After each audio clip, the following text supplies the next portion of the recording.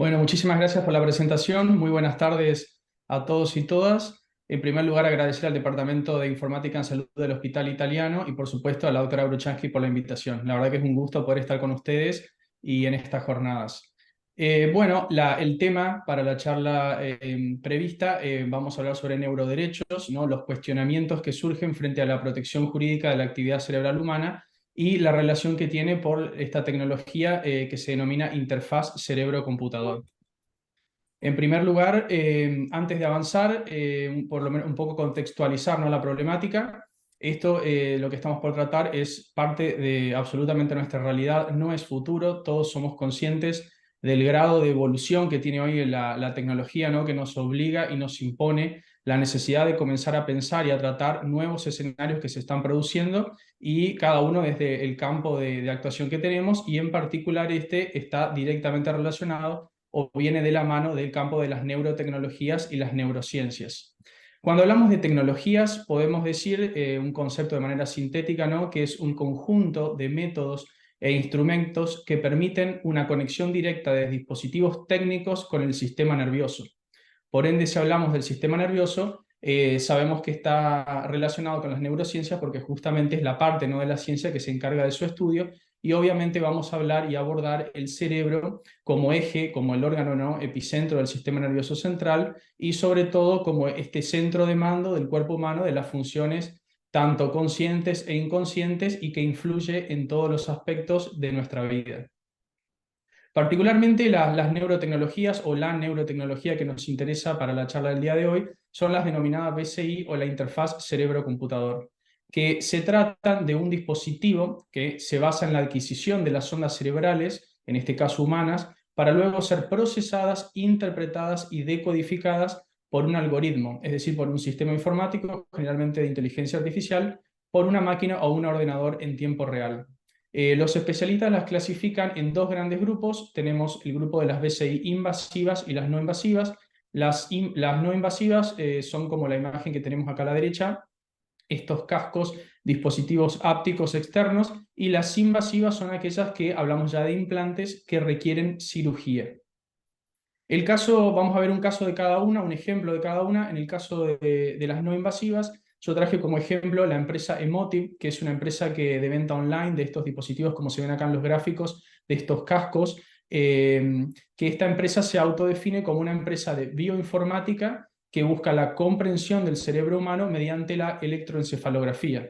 Es decir, uno adquiere como usuario, ¿no?, este bien, y puede realizarse un electroencefalograma. La misión que tiene Emotiv es capacitar a las personas para que comprendan su propio cerebro, y busca acelerar, ¿no?, la investigación. Pero sobre todo, lo más importante, que el objetivo es rastrear a través del hardware y del software que vende, rastrear el rendimiento cognitivo, monitorear las emociones y controlar sobre todo ambos a través del aprendizaje automático de comandos mentales entrenados. Es decir, que el usuario, al adquirir estos cascos ápticos, pueda, ¿no?, con aprendizaje automático, realizar comandos. Vamos a ver como caso de la BCI invasiva, que por ahí es la más conocida a nivel mediático, es el caso de Neuralink, ¿no? Que Neuralink es uno de los proyectos de Elon Musk que busca, en realidad diseñar, en realidad ya la diseñó, una BCI completamente implantable, cosméticamente invisible, y lo que se busca es que el portador humano implantado pueda controlar la computadora o el dispositivo directamente con la actividad cerebral, sin la utilización de ningún dispositivo físico de intermediación. Los fines que alega Neuralink son fines médicos. Ellos dicen que van a poder, digamos, recuperar la visión y las funciones de la médula en aquellos pacientes físicamente, ¿no?, que se pueda esto realizar a través de la producción de estímulos eléctricos y cerebrales que va a realizar el implante. Neuralink ya el año pasado anunció que había logrado la implantación en chimpancés. Esta implantación, a su vez, anunciaron que la realizan sin intervención humana, a través de un brazo robótico con un software de inteligencia artificial. Estos chimpancés fueron implantados con éxito y ya están pudiendo mover de manera telepática a través de Bluetooth el cursor en diferentes videojuegos, es decir, sin ningún otro dispositivo físico. Y recientemente, en marzo de este año, Neuralink anunció que ya ha obtenido la autorización de la FDA de Estados Unidos para empezar los implantes en humanos.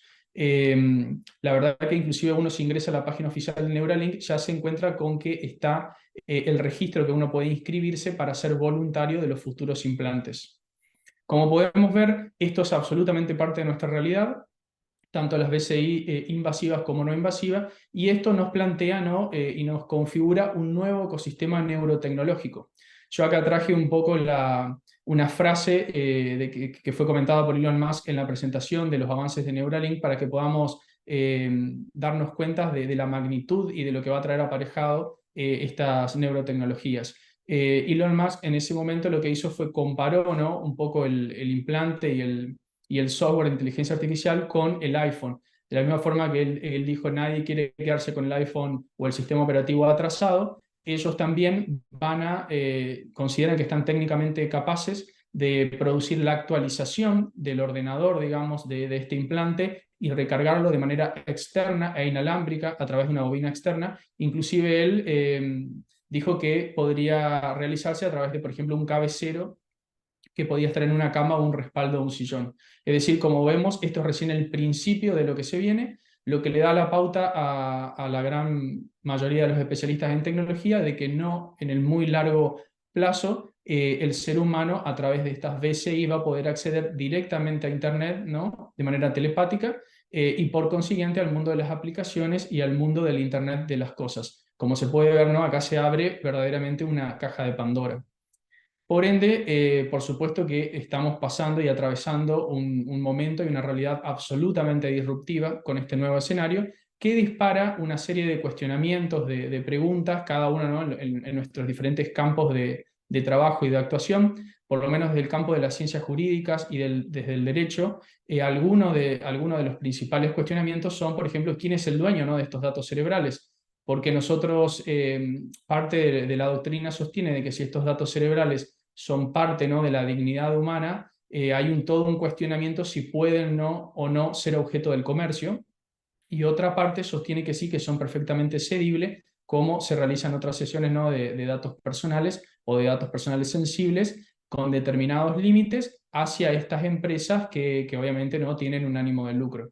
Y por sobre todo, la cuestión está pasando en ver desde el lado desde las ciencias jurídicas cómo se va a evitar, ¿no? que este acceso a esta interpretación de la actividad cerebral humana que hoy es posible, inclusive como vimos en el caso de Motiv, de manera casera, ¿no? Uno puede realizarse un electroencefalograma y a través de la aplicación que descarga poder entender que la traducción y la decodificación de esa actividad cerebral humana, cómo esto vamos a hacer para que no se convierta en un acentuamiento de la explotación del hombre, es decir, que no se acentúe ese perfilamiento, ¿no? dentro de este fenómeno del Big Data que nosotros estamos atravesando y cómo ponerle límites, restricciones o regular esto para que justamente no se vulneren los derechos y no se produzca una mayor mercantilización, ¿no? del ser humano y de nuestros datos personales. Y por sobre todo nos pone sobre la mesa la notoria necesidad de la protección jurídica de los patrones de pensamientos humanos. Por supuesto que esto tiene un grado de disrupción, como venimos viendo, que pone en crisis diferentes institutos tradicionales del derecho, de las ciencias jurídicas, la teoría del acto, de la autoría, responsabilidad, la teoría del tipo penal. Para nosotros, desde el derecho, siempre fue muy importante la representación o la exteriorización, ¿no? en el mundo físico, no tanto así. Nosotros sosteníamos hasta este momento que, digamos, la cuestión, el pensamiento era una cuestión reservada para uno y lo que un poco el derecho miraba a la hora de cuantificar o medir la responsabilidad era la afectación o cómo esto se exteriorizaba. Bueno, ahora esto no se presenta con estas nuevas tecnologías y estos nuevos escenarios, se presenta con mayor complejidad y ya no es tan fácil o claro relacionar, ¿no? el autor, la voluntad y la conducta. Inclusive algunos especialistas ya se están avisorando y adelantando en plantear futuros escenarios hipotéticos que si tomamos por ejemplo lo que acabo de comentar que Elon Musk había manifestado de que ellos tendrían la capacidad de externamente actualizar el sistema operativo o el software, ¿no? que va a utilizar este implante, ¿qué sucede, ¿no? si ese software o ese hardware es hackeado?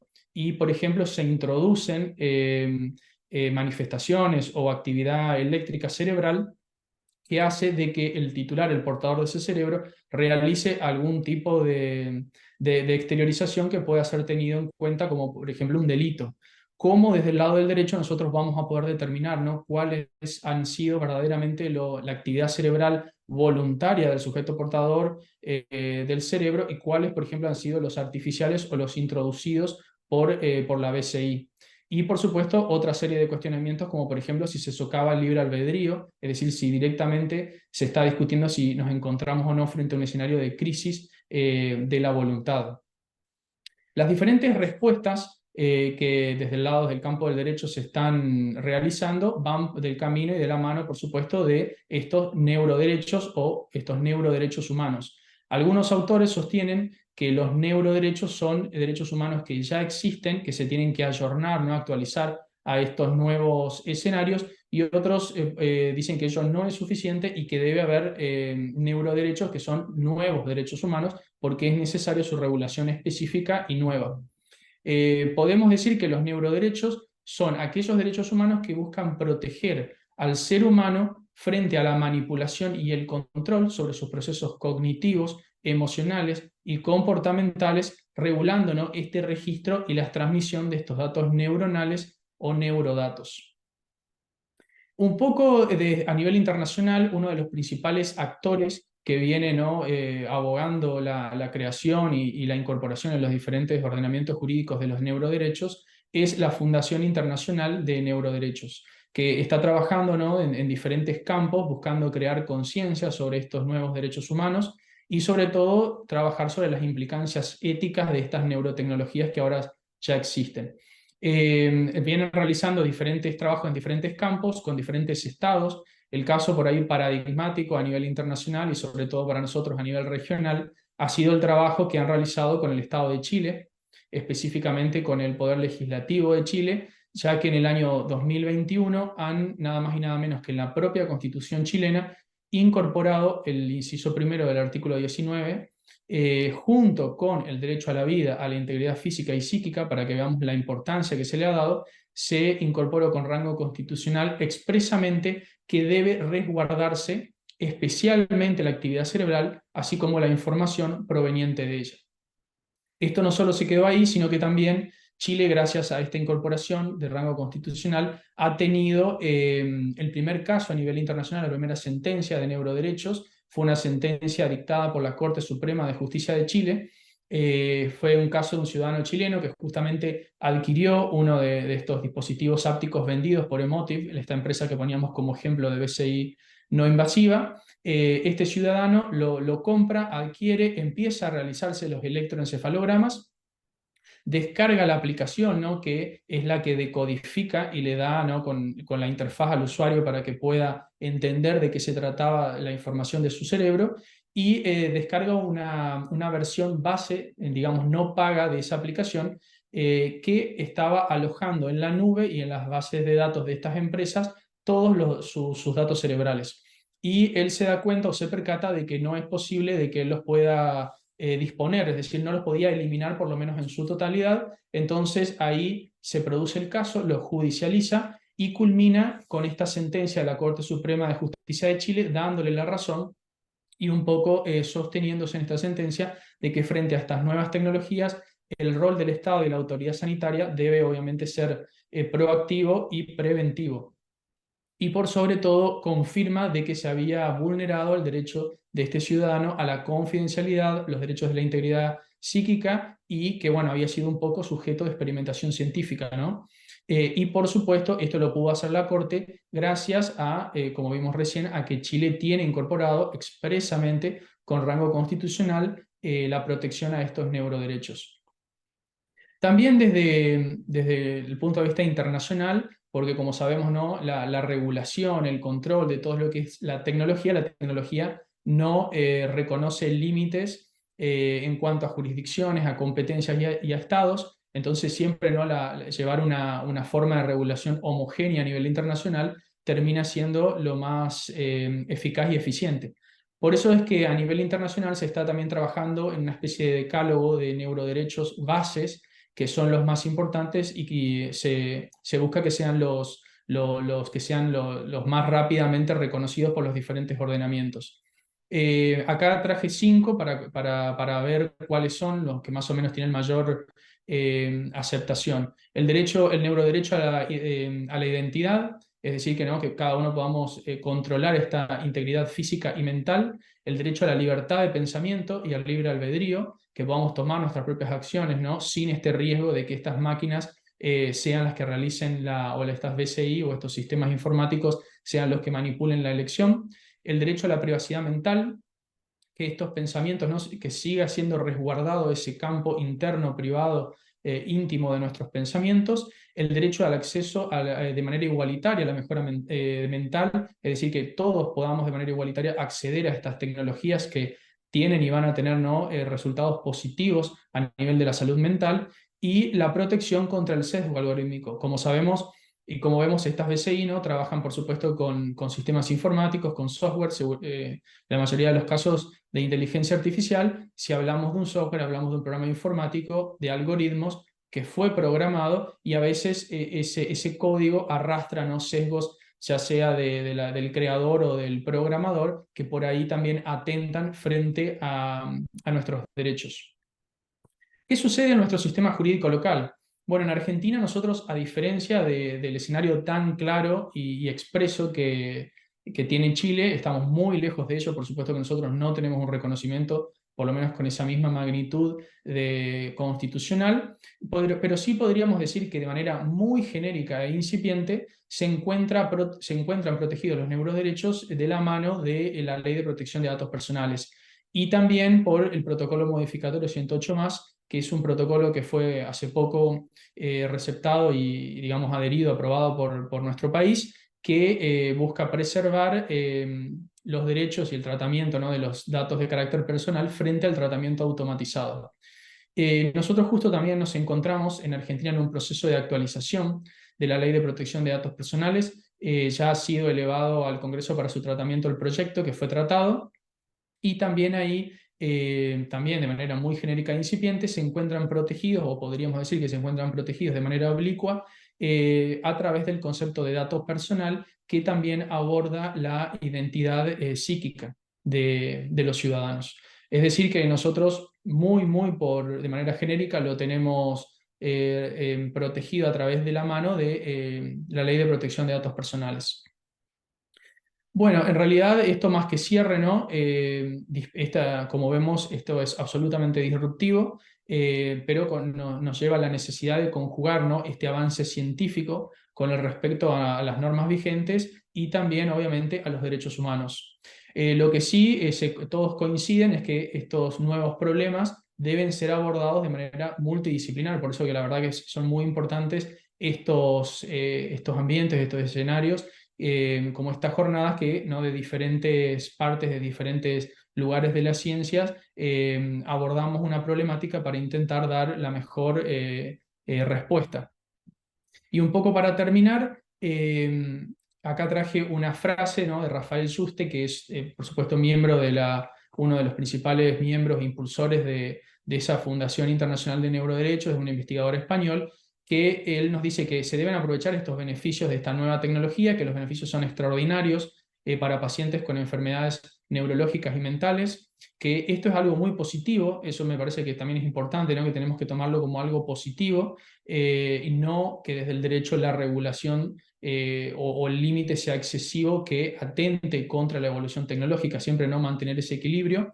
Y que obviamente él nos dice que estamos frente a un nuevo renacimiento, que este nuevo renacimiento se debe avanzar, que es positivo, pero siempre no protegiendo la esencia del ser humano y, por supuesto, con los valores humanísticos por delante.